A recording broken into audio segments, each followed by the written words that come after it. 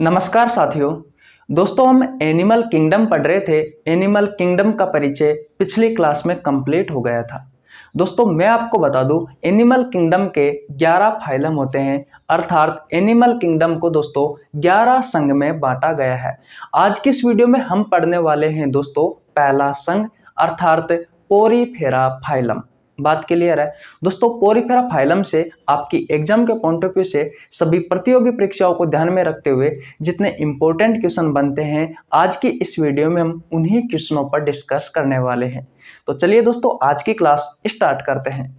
दोस्तों question number 1 कहता है कि जंतु जगत का सबसे पुराना संघ है। दोस्तों आपके ऑप्शंस है, option number A porifera phylum, option number B है दोस्तों arthropoda phylum, option number C है दोस्तों mollusca phylum, option number D है दोस्तों कोई नहीं। तो भैया आपका जो राइट आंसर होगा वो होगा दोस्तों option number A porifera phylum. दोस्तों आपको ध्यान रखना है, जो पोरीफेरा फाइलम है ये दोस्तों सबसे पुराना फाइलम है, अर्थात सबसे पुराना संघ है दोस्तों जंतु जगत का। मैं लिख देता हूं दोस्तों, सबसे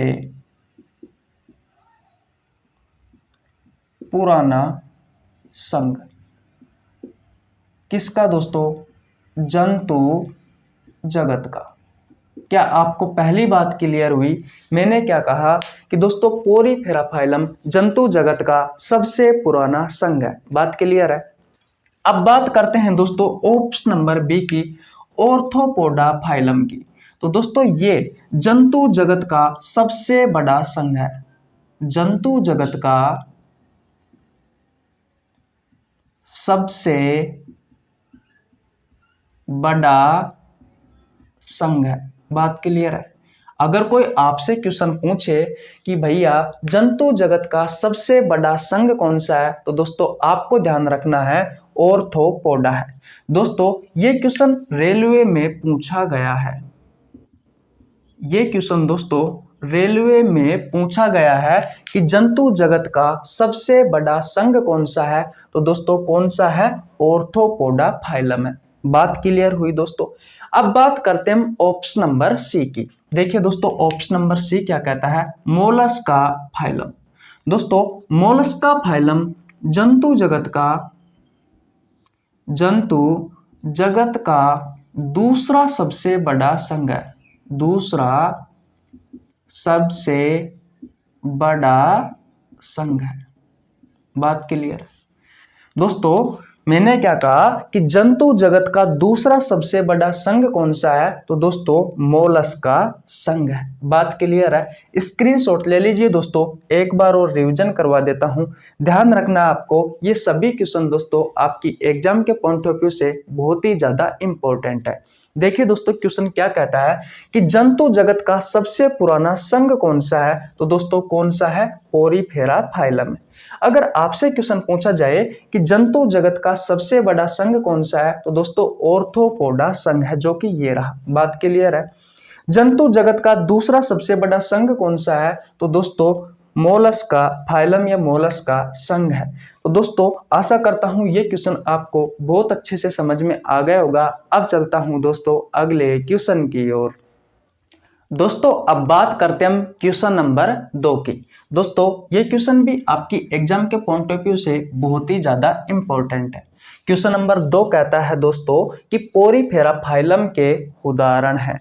आपके ऑप्शंस है दोस्तों, option number A spongilla, option number B है दोस्तों साइकोन, ऑप्शन नंबर सी है यूस्पोंगिया, ऑप्शन नंबर डी है दोस्तों उपरोक्त सभी। तो दोस्तों आपका जो राइट आंसर होगा वो होगा दोस्तों ऑप्शन नंबर डी उपरोक्त सभी। कहने का मतलब दोस्तों ये तीनों ही उदाहरण दोस्तों पोरीफेरा फाइलम के उदाहरण हैं। दोस्तों ध्यान रखना, इस चैप्टर से दोस्तों आपके एग्जाम्पल पूछे जाते हैं, उदाहरण पूछे जाते हैं। एनिमल किंगडम में दोस्तों एनिमल किंगडम को 11 संघ में बांटा गया है, 11 फाइलम में बांटा गया है। इन सब के उदाहरण दोस्तों आपको बहुत अच्छे से पता होना जरूरी है अगर आपको आपकी एग्जाम क्लियर करनी है। तो देखिए दोस्तों, इसका जो राइट आंसर होगा वो होगा दोस्तों ऑप्शन नंबर डी, उपरोक्त सभी। सबसे पहले है दोस्तों स्पॉन्जिला, ये भी दोस्तों पोरीफेरा फाइलम का उदाहरण है। दूसरा है साइकोन, ये भी दोस्तों पोरीफेरा फाइलम का उदाहरण है। और यूस्पोंगिया, ये भी दोस्तों पोरीफेरा फाइलम के उदाहरण है। दोस्तों इनको याद करने की कोई ट्रिक नहीं है, बस आपको याद करने ही पड़ेंगे। फिलहाल मैंने आपको ये बता दिए। अगर आपको हमारी वीडियो अच्छी लग रही है तो वीडियो को लाइक कर देना, आपके छोटे भाई के लिए एक प्यारा सा कमेंट कर देना। चैनल पर नए आए तो चैनल को सब्सक्राइब कर लेना, बेल आइकन को प्रेस कर लेना, जिससे आपके पास हमारी वीडियो का टाइम टू टाइम नोटिफिकेशन पहुंच सके। अब चलते हैं दोस्तों अगले क्वेश्चन की ओर। दोस्तों अगले क्वेश्चन पर जाने से पहले मैं आपको एक बात और बता दूं, दोस्तों अगले क्वेश्चन छोड़ना मत, वीडियो छोड़कर मत जाना, क्योंकि आगे के क्वेश्चन में दोस्तों आपको बहुत अच्छी जानकारी देने वाला हूं। तो फिर चलिए अब चलते हैं अगले क्वेश्चन की ओर। दोस्तों अब बात करते हैं हम क्वेश्चन नंबर 3 की। देखिए दोस्तों, अगर आपको एक क्वेश्चन नंबर 3 समझ में आ गया ना, तो समझ लेना आपको पूरा का पूरा पोरीफेरा फाइलम समझ में आ गया। क्वेश्चन नंबर 3 क्या कहता है कि पोरीफेरा फाइलम से संबंधित सत्य कथन है। आपका कथन 1 है इनके शरीर में छिद्र होता है। दूसरा कथन है इनकी संरचना पादप के समान होती है और ये पानी में रहते हैं। तीसरा कथन है ये चल नहीं सकते। और चौथा कथन है दोस्तों इसकी संरचना खाली घड़े के समान होती है। आपके ऑप्शन है दोस्तों, ऑप्शन नंबर ए क्या सभी कथन सत्य हैं, ऑप्शन नंबर बी है केवल 2 है 3 कथन सत्य हैं, ऑप्शन नंबर सी है केवल दूसरा सत्य है, ऑप्शन नंबर डी है कोई नहीं। तो दोस्तों आपका जो राइट आंसर होगा ना वो होगा दोस्तों ऑप्शन नंबर ए, सभी कथन सत्य है। दोस्तों एक संरचना बनाता हूं, फिर उस संरचना की सहायता से हम इस क्वेश्चन को समझेंगे।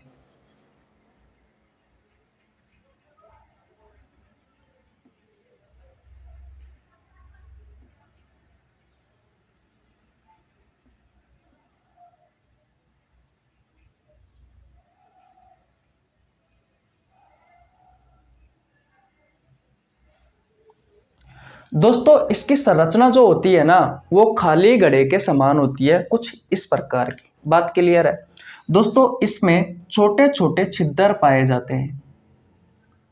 इसमें दोस्तों छोटे छोटे बहुत सारे छिद्र पाए जाते हैं।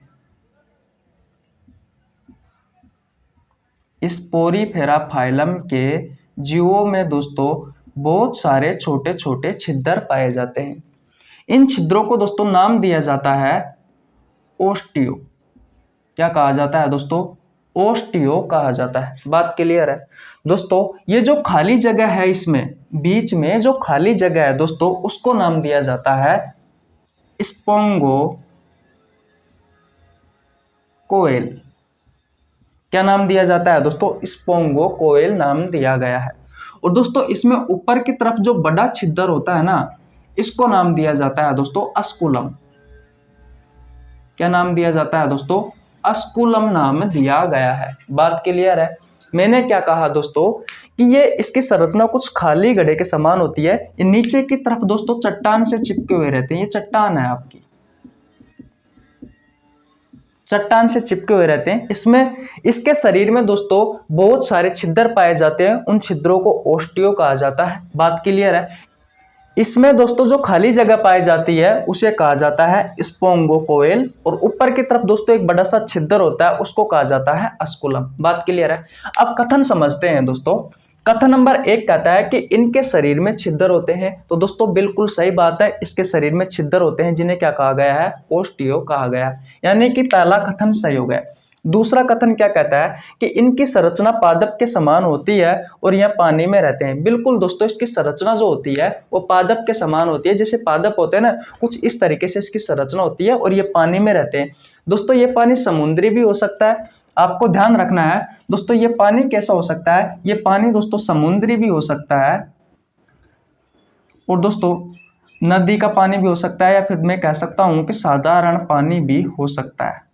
बात क्लियर है? तो दूसरा कथन भी दोस्तों आपका सत्य है कि इसकी संरचना पादप के समान होती है और ये पानी में भी रहते हैं। ये बात भी बिल्कुल सही है। तीसरा कथन क्या कहता है कि ये चल नहीं सकते। बिल्कुल दोस्तों ये चल नहीं सकते, क्योंकि नीचे की तरफ दोस्तों ये चट्टान से चिपके हुए रहते हैं। बात क्लियर है? नंबर 4 पर बात करो दोस्तों तो इसकी संरचना खाली घड़े के समान होती है। बिल्कुल दोस्तों ये दिखने में ऐसे दिखाई देता है जैसे कि कोई खाली घड़ा किसी पत्थर पर रखा हो।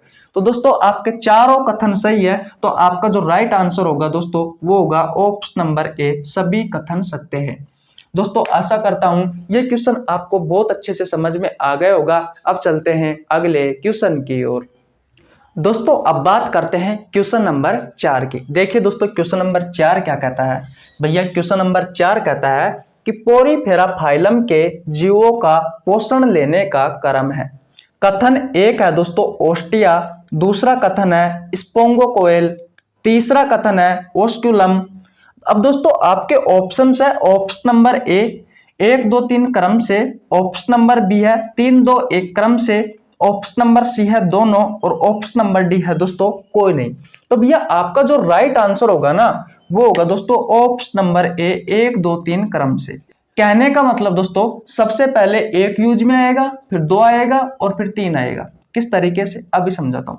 सबसे पहले दोस्तों मैं आपको बता दूं ये पोरीफेरा फाइलम के जो जीव है दोस्तों वो पोषण लेते हैं पानी से।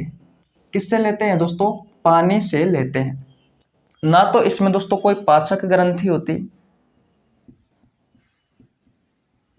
बात क्लियर है, इसमें पाचक ग्रंथि नहीं पाई जाती। इसमें ना ही आहार नाल होता, इसमें आहार नाल भी नहीं होता इन जीवों में। दोस्तों इनका जो शरीर है ना, इनका जो शरीर है वो दोस्तों एक कोशिका से मिलकर के बना होता है।